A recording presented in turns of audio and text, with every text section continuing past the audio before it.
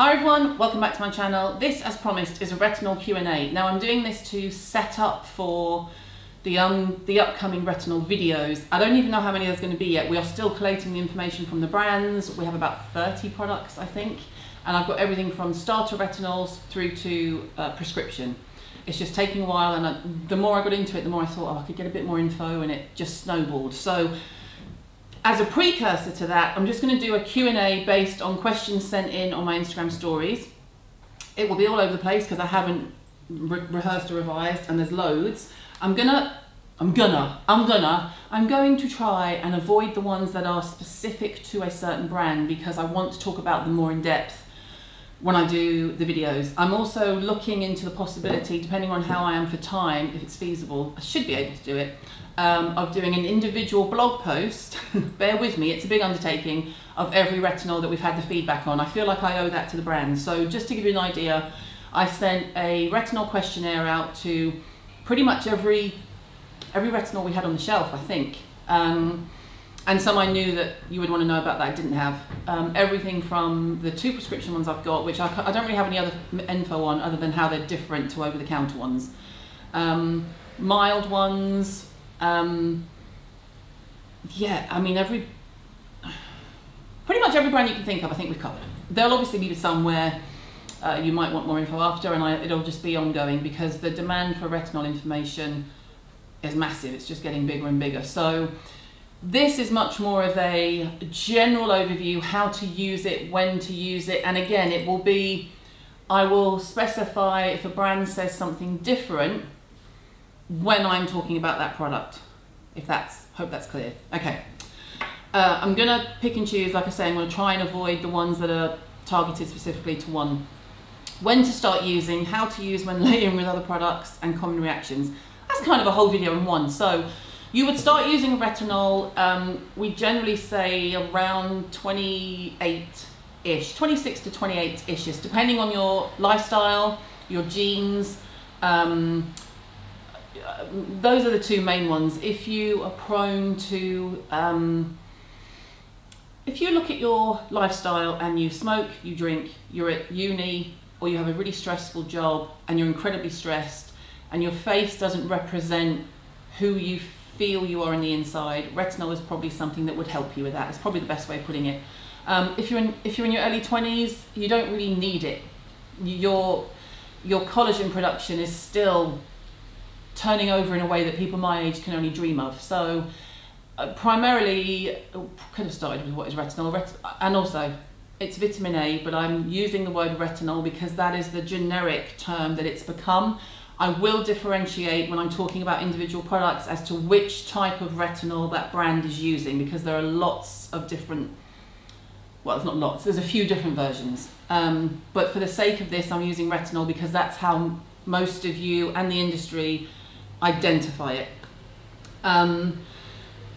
So yeah, retinol is basically something that a friend of mine described it as CPR for the skin, and that's perfectly, just reminds your skin to keep going, to wake up. Collagen production, which kind of is the scaffolding for your whole face, and that's why when you're young and your face is bouncy like a trampoline, you don't need it. The best it's going to do for you is probably give you a mild exfoliation, of which you could use acids and things like that would be better for you. So go by your lifestyle, go by how your skin looks. Maybe you're just genetically predisposed to having a skin that looks slightly older, maybe you've inherited genes that you're not 100% happy with. Have a word with your parents. No, don't do that. But in general, we say ages 26 to 28 to over 30, I would say use a retinol. 20 to 25, no. 25 to 30, lifestyle, where you live, that's more what I would take into account. I did have a conversation with Dr. Katie, who I'll link to below on her Insta. She, at Yale, and she said she would have all of her clients from like 2021 on a 1% retinol every night, and all of us in the car sort of went, that seems intense to me. But that's a very American way of thinking. That's not an insult, it's just a fact. How to use when layering with other products. Again, I will be specific to how that brand has recommended. The general consensus on retinol is you wash your face, you leave it nice and clean. You don't have to pat it dry, but it shouldn't be wet. It works better on a drier skin. And then you apply your retinol product. And then after that, depends on your age, your skin, what else you want to use, is anything else necessary? So there's lots of different varying factors. But in general, if you have a product in front of you and it just says retinol, and there are no usage instructions, wash your face, make sure your face is crystal clean, and then put the retinoid on. That's how you use it. Layering with other products, again, will be more specific. I have seen a lot about layering lately.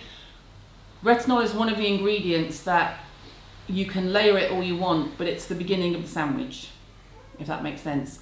I wouldn't mix it with any other products, personally, and I will come into more, I'll talk about that in more detail when we do the other videos. Common reactions. Common reactions depends on the strength of the retinoid product that you are using. You won't feel a tingle like you do with an acid because it's not really disrupting your acid mantle. It'll feel like a normal cream, you'll go to sleep. In 99% of the cases, you use it in the evening, and then you will wake up, and depending on the strength, you may have some flaking, some redness, some dryness. You may have nothing at all, your skin just might seem very smooth and clear. It will depend on the type of retinol you're using. If you're using a palmitate, you might have a bit of a glow. If you're using a 1% prescription strength, and you've used it 3 days in a row, you're going to peel like a sausage roll. There you go. I haven't used it, so do I start off with a little hit, then increase? Also, can I use on the eye area? Okay, hi Janine. If you haven't used it, again, all of this is dependent on the retinol itself. It depends on the product. Formula is king. So if you haven't used a retinoid and you're using, say, an over-the-counter one that's sold as a serum or a night cream or whatever, you wash your face, you put your retinol on, and then depending on whether it is a serum or a night cream, that's what you follow it with. And like I say, that's hard to pinpoint. I'll do that separately. You put a pea-sized amount, I sort of call it, well, I've got big fingers, so it's not the best example. I was going to say half the sort of top half of your finger. So the top third. How many halves do you have on your finger? The top third of your finger, like half, maybe just a little bit. People say a size of a pea, but I need the size of 2 or 3 peas. I have a big face. You apply it, I go cheek, forehead, teeny bit here, and then you massage it out. If at that point you have too much on your face, don't take it anywhere else. Here's why. You're better off having a wet flannel next to you and cleaning your hands before you go and blend it through. Too much means you're going to be irritated in the key areas.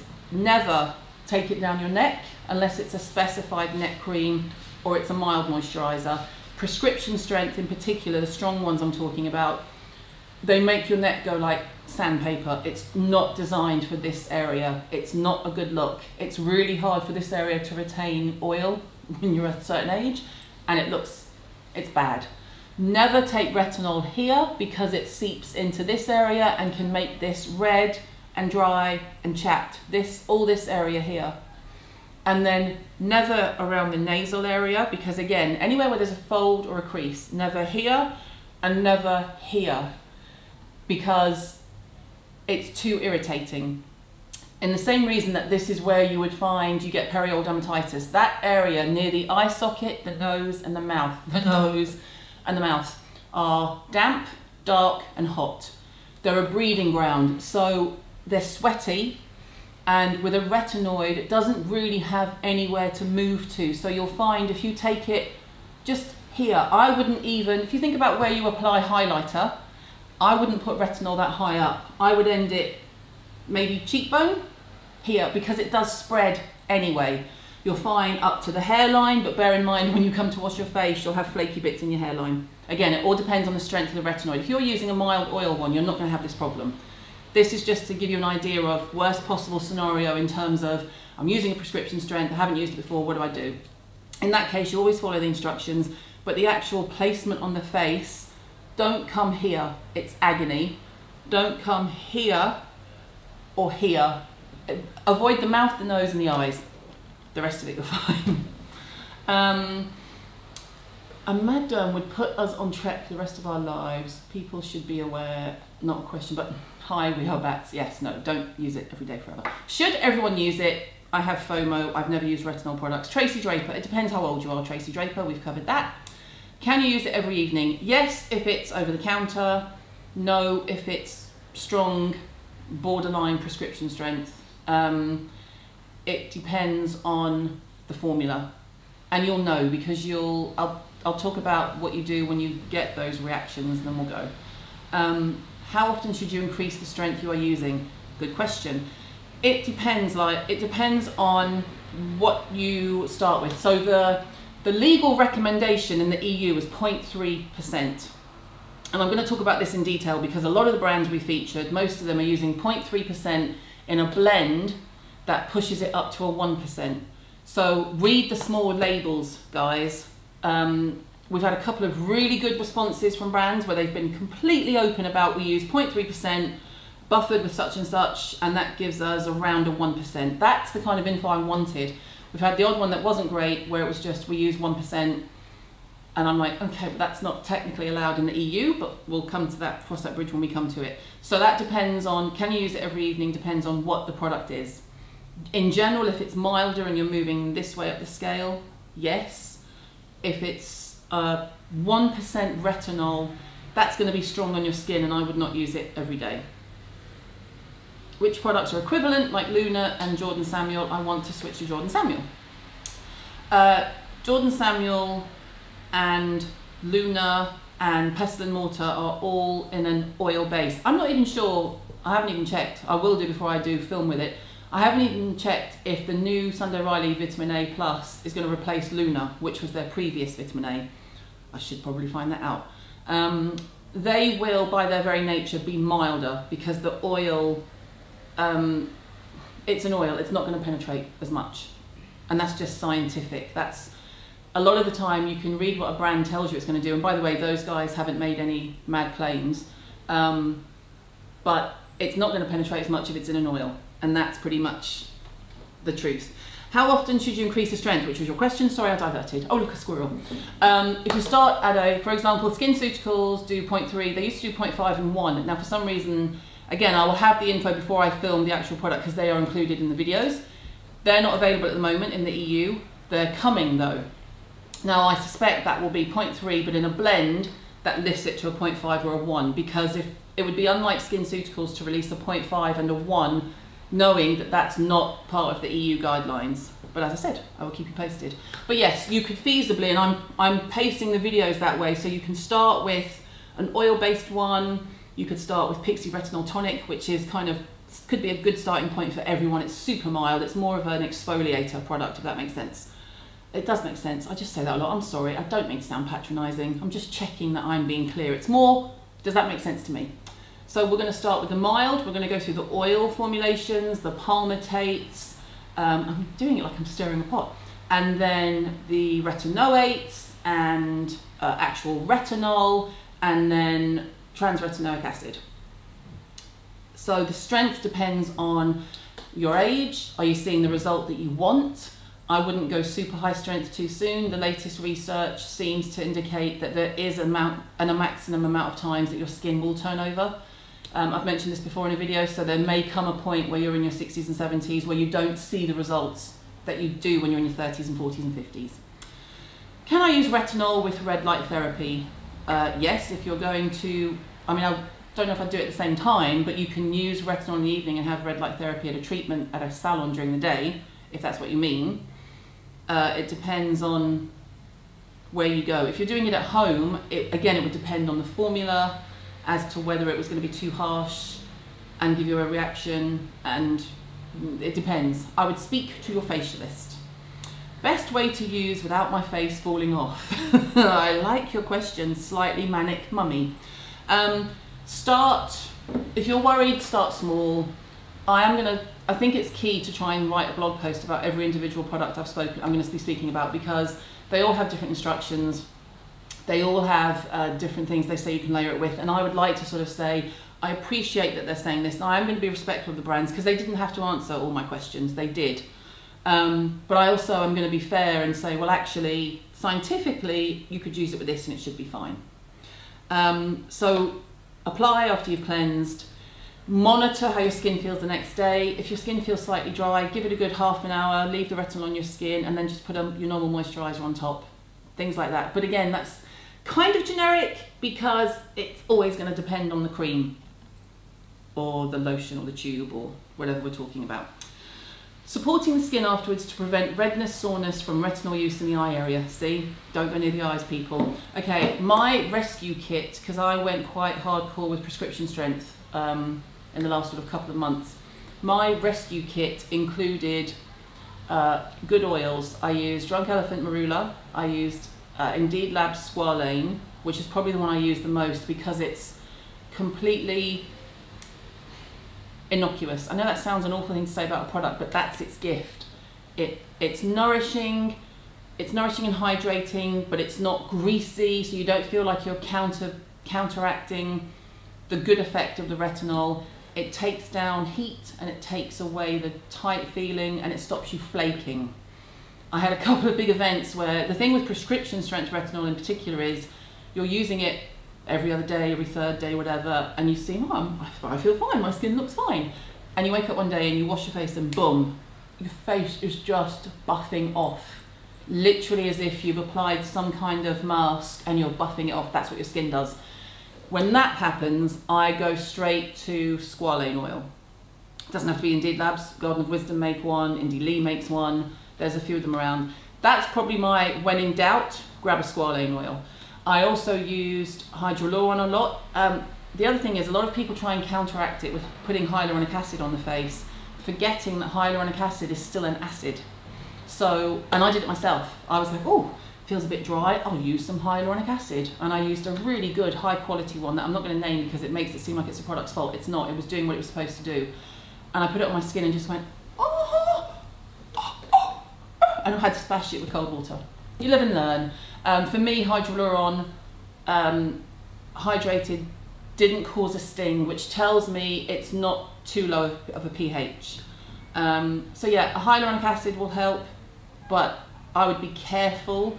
Weirdly, it's going to sound awful, weirdly, a slightly more affordable hyaluronic acid is probably going to have bigger molecules than an expensive one and might feel more comfortable on your skin.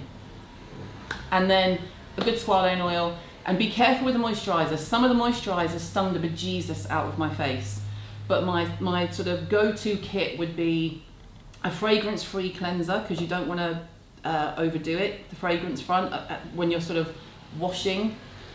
I used my Pixie cleanser a lot because it's fragrance-free. I used Kate Somerville's goat milk in the last few weeks. I used Jordan Samuel's After Show, the sensitive one, which is brilliant. All three of those. Maybe I'll just put together a quick retinol starter blog post type thing. Another key thing is when you are using a really strong retinol, you don't need to use an acid. And I know you're going to say, I cannot believe the day has come where Caroline Hirons is telling me I don't need to use an acid. I'm saying it on I have this imaginary scale in front of me. This is starter retinols, up over the counter, da da da. When you get to the 1% and then into prescription strength, I drop the acid. It's too much exfoliation, it's too challenging for your skin. The retinols at this end of the scale are designed to take your skin to the gym. Using an acid too takes your skin to the gym, but does leg day, chest day, back day, stretching, yoga and Pilates all in one session, and it's too much. So again, err on the side of caution. If you feel like your skin is becoming sensitized with your vitamin A, stop the acid. If you find it's too sensitive and you just can't tolerate a vitamin A and you're not happy at all, use an acid, not a retinol. There is some obvious questions I've been asked about brands saying you can mix their retinol with an acid. From a scientific point of view, I would never recommend that because number one, you don't need it, it's a waste of money and a waste of product because the retinol is designed to penetrate anyway. If you're doing it with an acid, you're lowering the pH of the skin and your skin is going to say, what are you doing? Why are you doing this? You don't need it. Save your money, do maybe an acid in the morning, and a retinol at night. You can use, it's all in the, it's like baking a cake. If you use the wrong type of flour, it doesn't rise. I am going somewhere with this.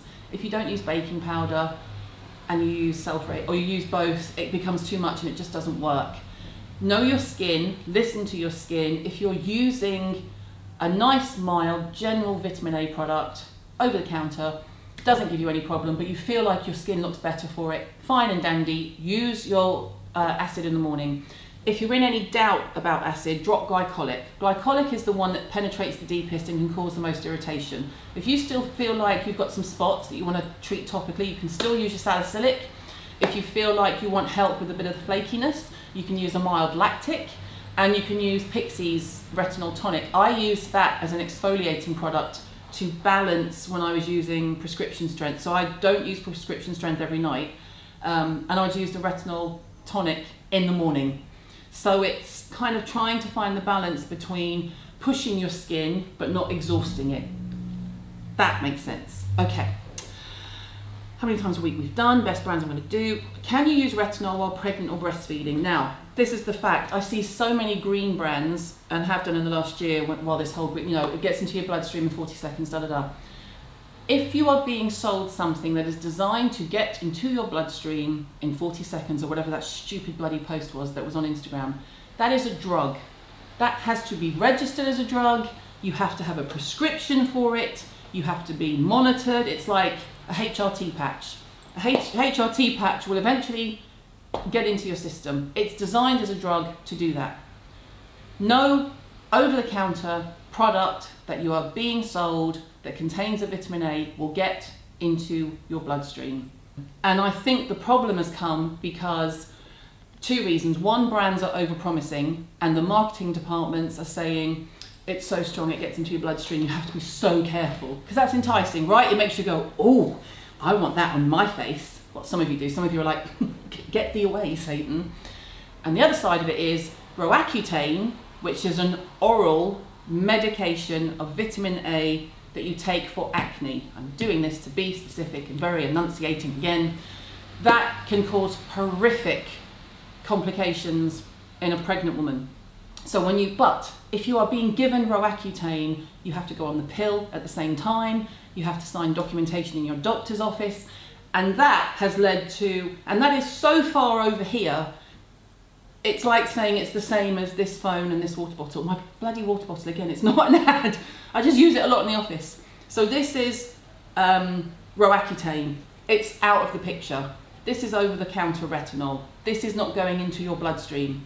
It's just not happening. Now, if you're pregnant, you may not want to take the risk anyway. Totally fine. Your decision, your body, your baby. I more say it to put people at ease who find out they're pregnant and have been using retinol the whole time they've been pregnant. So for the previous 6 to 8 weeks, they've been using a high-strength retinol every night, and I get panicked, properly panicked DMs from women who should be really excited and really happy about their body and the changes that are coming, and they're having almost a stroke in terms of, oh my God, I've been using a retinol, what's going to happen to my baby? Nothing. It's not going to go into the bloodstream. Any doctor will tell you that, any scientist will tell you that, marketing departments, and especially from the States, which as we all know is particularly litigious, have decided that we'll just say they can't use it, it's just safer. And that's absolutely fine. But don't, I'm doing this again, oh look. But don't worry if you've been using a really strong retinoid and you've just found out you're pregnant. That retinoid product that you are applying topically to your skin is not going to go into your bloodstream, it's not going to harm you. Please don't worry. And same for breastfeeding women. I wouldn't rub it on your nipple, but you'll be fine. The retinol that you apply on your face from the 50 or so brands I've got over there is not going to end up in your baby's milk. Please don't worry. I'm going to do one more question because I sense we're going to run out of time. Okay. Is there anything, I don't know how to use it. I think we've covered quite a lot. Maybe I'm doing, what would you use it for? Okay, what would you use it for, and what can I definitely not use it with? Okay, what would you use it for? What you would definitely not use it with, we've covered. Acids. I would not use it with acids, nearly in every case. Certainly all the cases I've had the paperwork back from.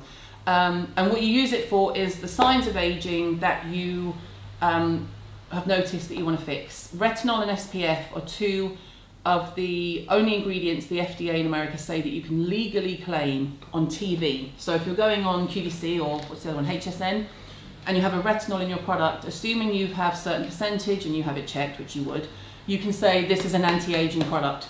You literally cannot say that about anything else on TV, especially in an ad. So you have to have sort of clearance, medical clearance, in the same way that you have to have a special clearance to say acne. You can get that. So for example, Neutrogena can say acne when they're talking about the mask because they've trialed it and it's been approved. But if you're just selling a cream, you can't say this cream's brilliant for acne on telly. You have to say blemishes. So signs of aging that you want to fix. It helps collagen.